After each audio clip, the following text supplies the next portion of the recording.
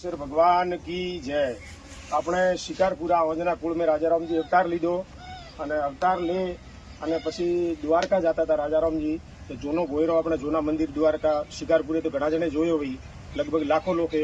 और वटाથી દ્વારકા जाता वर्ष में मेसरा गाम थराद तालुका में मेसरा गाम आवेलो।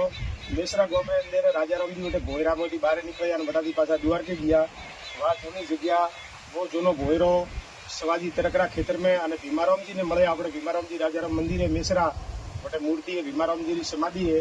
पर भीमारामजी ने अपने राजारामजी बाप से बोले यार वो भोयरो आपने दिखाड़े लिए और भोयरा के अंदर उतरो दोनों भोयरो मोटा मेसरा आप जरा देखता रहो।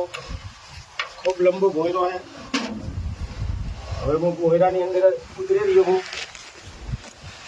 રાજારામજી રે શિકારપુરાથી દ્વારકા જતા હું ભોયરો, પણ ભોયરાની અંદર હું ઉતરું હું। આપને ભોયરો દેખાવો અને બીજા પણ કોઈ દેખવા માટે દર્શન કરવા માટે અટા સુધી આવજો। કદાચ તે રાજારામજી રે મંદિર ઉપર તો આયા હો, પણ જૂનો ભોયરે नहीं आया हो।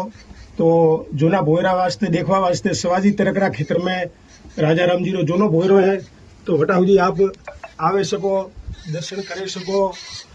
बोलो राजेश्वर भगवान की जय।